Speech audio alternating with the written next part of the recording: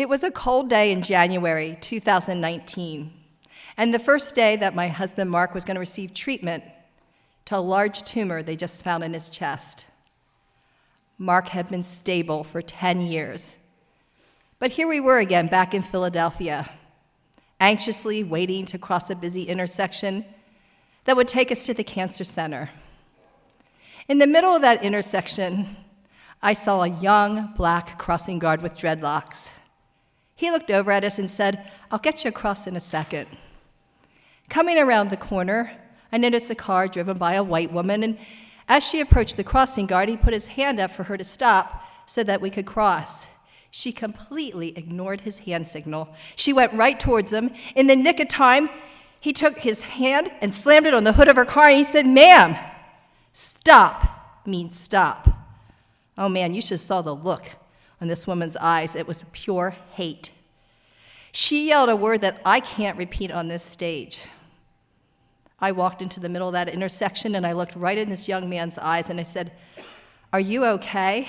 I can't believe what she did and what she said to you."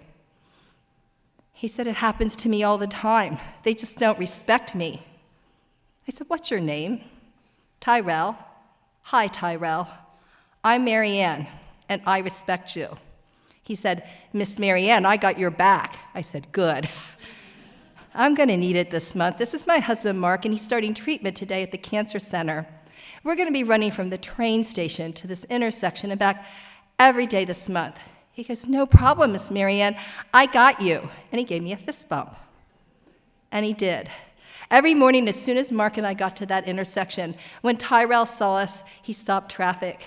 But then he ran over and linked his arm in Mark's and slowly and carefully walked Mark across that intersection as I followed. Tyrell walked all the patients across that intersection. It wasn't even part of his job. When we would get to the other side, Tyrell and I did the same thing every morning and every afternoon. I would look right in his eyes and I'd say, "Thank you, Tyrell."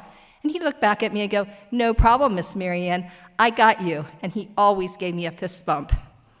The only difference on Valentine's Day, after that fist bump, I gave him a baggie of like 6 chocolates. It wasn't a big deal, but Tyrell thought it was. So the remaining 2 weeks, I took Tyrell chocolates every day. The very last day of Mark's treatment, I handed Tyrell 2 bags of unopened dark chocolate almonds. And he just laughed, because every day I kept increasing the amount of candy I gave him. And he gave me a big hug. He goes, "Miss Marianne, I'm going to miss you so much." I said, "We're going to be back in 3 months. We're going to find out if the treatments worked." He said, "I'll be waiting for you, Miss Marianne." I said, "I'll be bringing you candy." And we both laughed. The 3 months went by. Mark and I are anxiously waiting at that same intersection. And I don't see Tyrell anywhere. And Mark's shaking his head because I'm standing there with this mega bag of candy from Costco. It was this tall and this wide. So I drug it into the doctor's office. We came out. We were ecstatic. The tumor was completely gone. I immediately looked into that intersection. I saw the dreadlocks and I said, "Tyrell!" But a young woman turned around. I was so disappointed. I really wanted to see him, plus I knew he'd think this bag of candy was funny. So I walked it into the intersection, and I handed it up to her. I said, "Will you see Tyrell? Can you give him this candy for me?" "You're Miss Marianne, aren't you?" "Yes." When Tyrell was walking home from work on Friday, he was shot. Tyrell died. "How did you know who I was?" "The candy." Tyrell talked about you all the time. He told all of us about this kind white woman. He said your name was Miss Marianne, and you brought him candy. I guess sometimes it doesn't need to be big to make an impact on someone's life. But you see, Tyrell gave me much more than I gave him.